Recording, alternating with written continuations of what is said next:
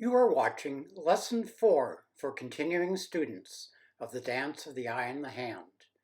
Today we will continue to explore the three distances in Chinese landscape, and most particularly focus on distance at the same level. Welcome. Today we're going to complete the third of the three distances, and we will be doing a landscape that demonstrates distance on the same level. Before we do that, I'm going to give you a few examples of some landscapes, and I want to see if you can pick out in this collection of 5 landscapes the ones that are on the same level. Let's give that a try. So here are 2 landscapes. Take some time. You might want to pause the video and look at each one. Can you identify which ones of the 3 distances are being used in the painting at the left and in the painting at the right? Is it distance in height, distance in depth, or distance at the same level? Spend some time just exploring each painting. Here's another 2. Again, which of the distances is being used in each of these compositions? Take your time. Can you see it on the same level, in depth, or in height?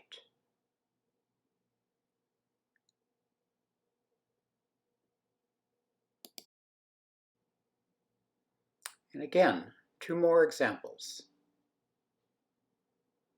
The one on the left side is combining both height and depth. The eye of the artist and the viewer is moving from being low in front to going higher and higher to get to the back. The example on the right side is distance all at one level. This is the last pair.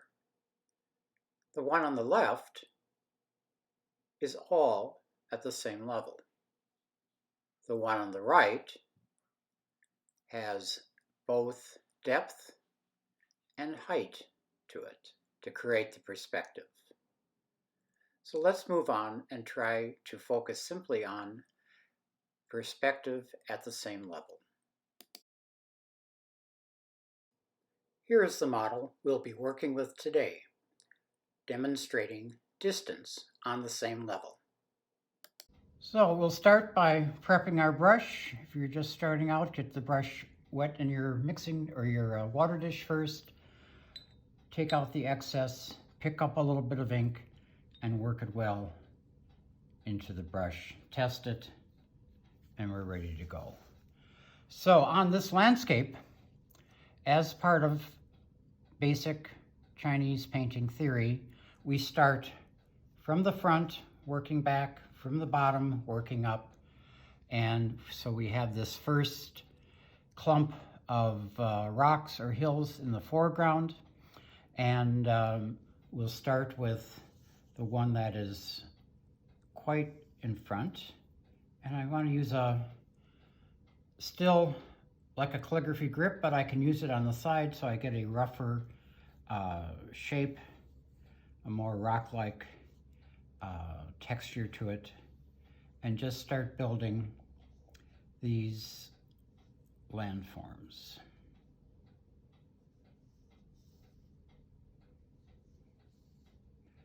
And again, working from front to back, boldly going off that edge of the page. And then we have this big one here, comes down. It can be done in a couple of strokes, ends about there. Other side, and like rocks, we do one side and then the other.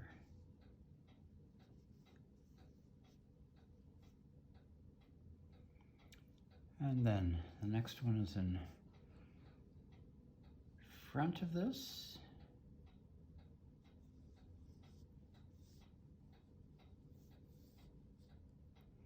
and then a long, almost horizontal one that reaches almost all the way across the page.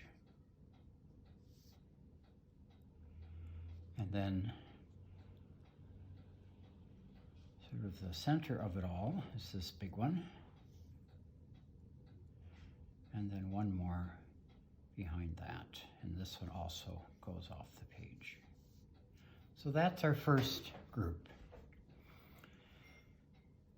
I'm going to skip these three and just jump ahead to this one. These are sort of intermediary and connecting pieces. We'll do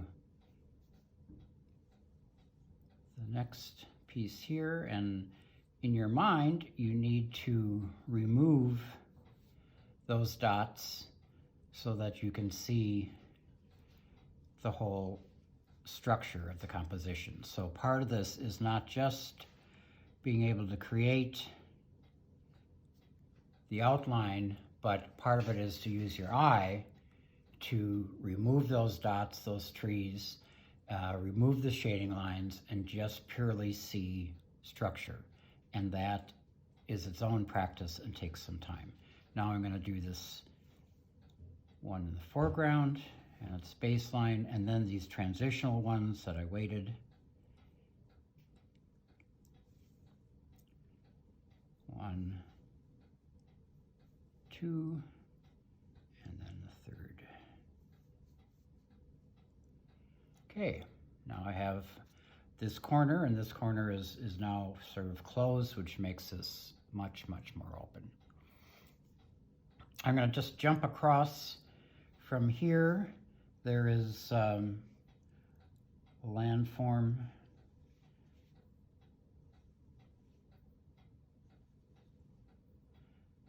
And then I'm going to move up to this piece, and we'll come back later and do the bridge that connects them. So I have a small rock here, and then another one, then a larger one that comes out really quite some distance, over half the page.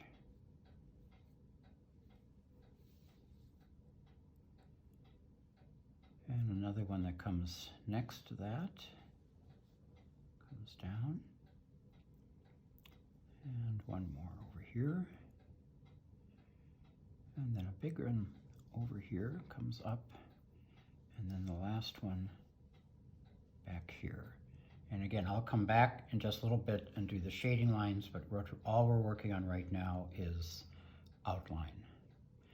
And then I'm going to move to this shape, and again, these are transitional. I'll let those come in just a little bit. So we start with the piece that's in front, and then these secondary pieces.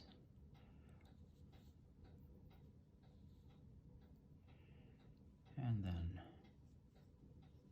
this one here, which comes down, and another one here that comes across.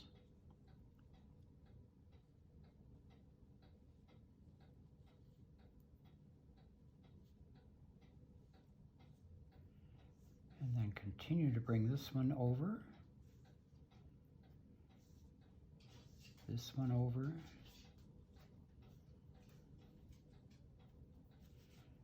and in front of that, and off the page. Now I'll do these transitional ones. So one starting here, another one here, and then a third one here, and then that distant shore. So what I'm creating is a space that just snakes its way through the composition.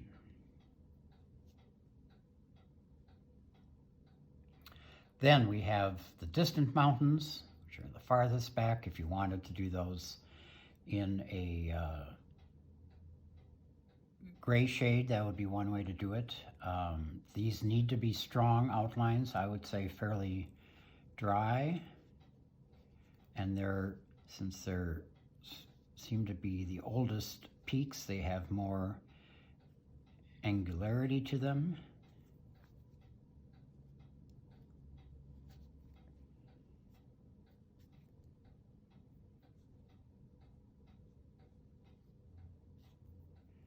Pick up a little more ink, just a bit, and finish on this side.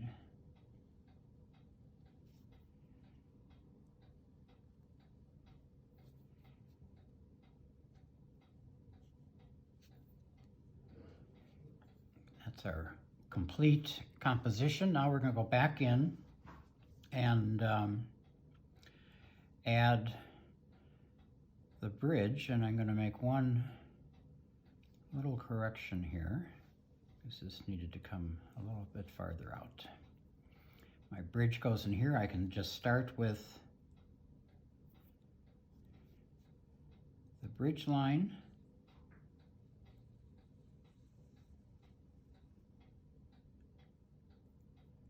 At some point it breaks into a double line, and then the standards, they're holding it up.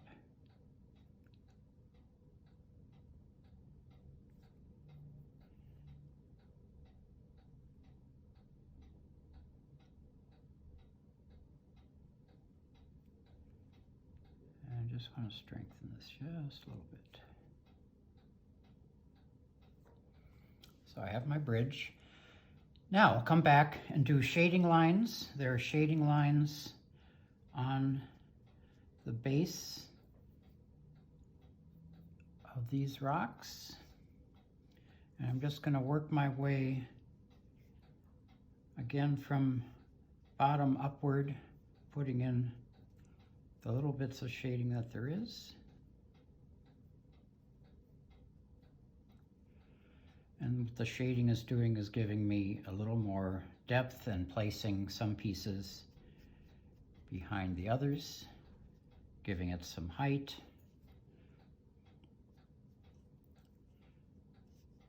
And some shape. And shading lines often hug the outline that they are above.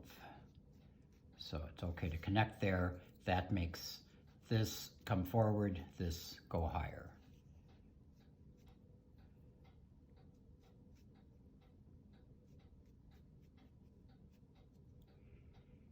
And we have this shape going off the page. Again, we want to boldly go off the page and not leave a little margin border around you. By bringing the strokes boldly off the page, you increase the size of the picture. It gives the viewer the sense that it's going on forever. And again, I'm varying the size or the shape, the energy in each one of these strokes, getting a variety of strokes in as I can.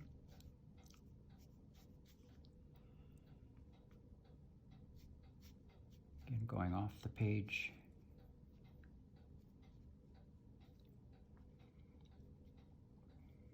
And I'm doing this with some speed, only to reduce the time that this tape is going to take. You can work at half the speed I'm doing, and part of that work is to take the time to first look at the model, study it, consider it, before you do too much at once. And these are sort of free form, working their way up the mountain.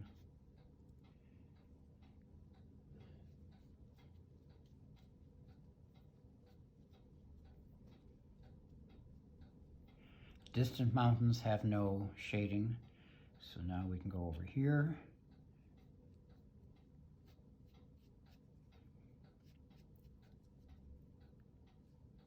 Again, just tying into that outline that's below helps give me a low center of gravity, gives some weight to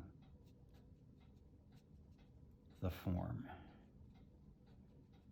So I know they're rocks and not clouds.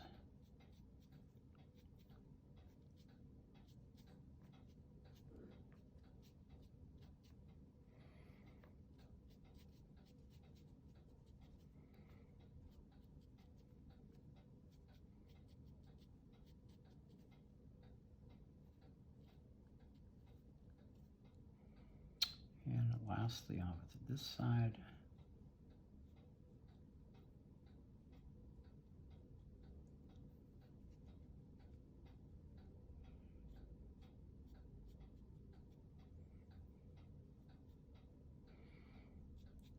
Adding a little shape there just to complete the composition.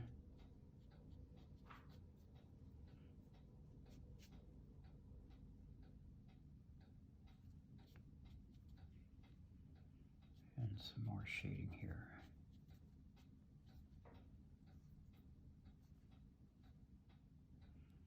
And there we have our complete piece. Now, the last thing we're going to do is add the trees, which behave like dots, which means they're just adding energy points, our completion. Now, some of these can be done with a pair of verticals, and then you're just drawing the brush across the page. Pair of verticals, drawing the brush. And on this particular model, they're fairly well spaced. Sometimes you might do it with a wetter brush and have them become more of a blur or a wet stroke. Here, they're fairly dry. Put some over here. Start with that vertical and then add the dots.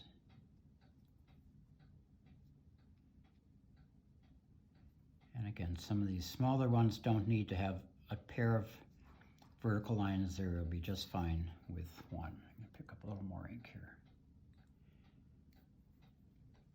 Then up here, pair of verticals.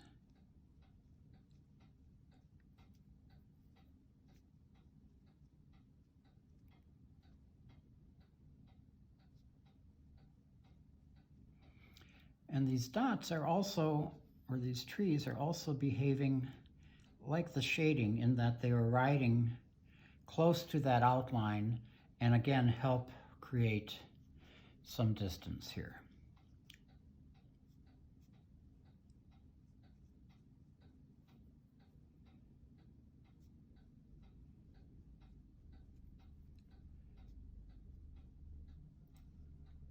And we move up here, this little hill.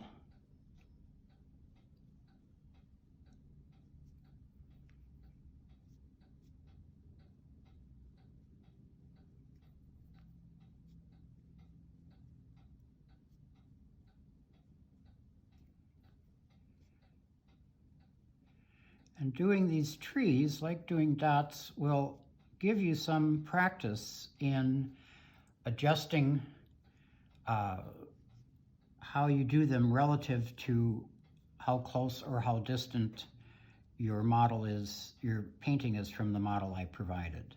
When it changes shape, then some of these things have to be put in different places, and that's a good exercise to experiment with. How do I strengthen a composition? One's never able to totally copy, in the Western sense, a painting, and so at some point you need to focus less on making something identical to the model to how do I best make what I just created work. Some of these are just slashes.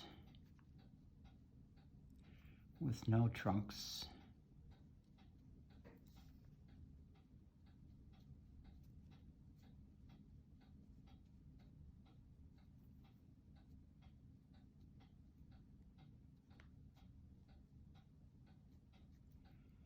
And now we're back to this area.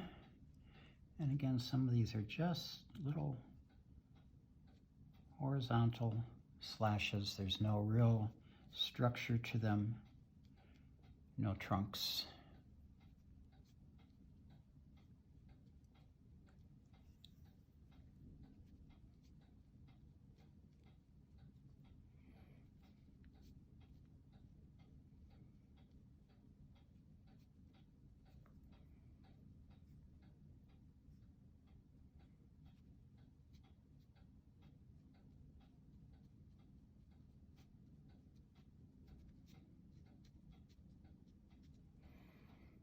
And then on my last hill here, again, just these sort of slashes that are like all you're seeing is the branch coming out. And then back over here, we have just a couple.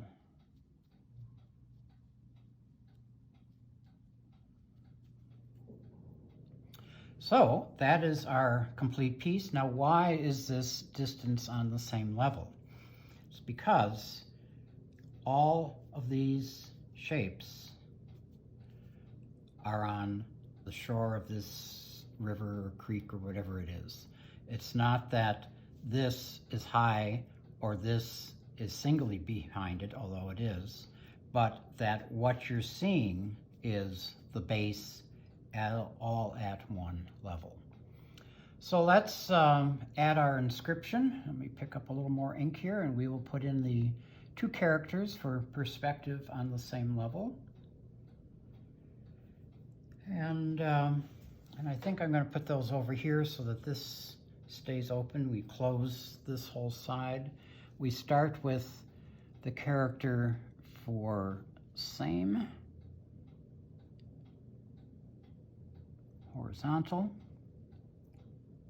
1 dot, 2 dots, strong, vertical, and a horizontal. Then our character for perspective, we always start on the right side because the left side is that running structure. Build a little box. And then down to left and a vertical pair of dots. Then add our running structure. Starts with 3 dots, 4th dot, and then a wave stroke. Nice and elegant. So distance on the same level. And then I will put a date on it, and I'll do this. It's a fairly small space, so I don't want to take up too much room here. So 2020 is the year.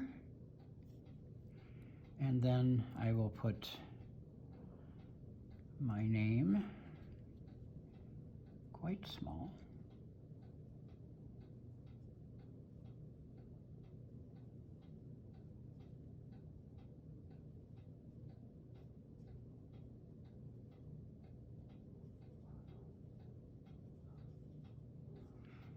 And I have a complete piece. And with that, we will let the dog out. Before you go, one last note. The handouts for the Dance of the Eye and the Hand for beginning students and continuing students, all lessons, are posted as downloadable PDFs at www.laughingwatersstudio.com. Have a good day. You have been watching Distance Learning from Laughing Waters Studio.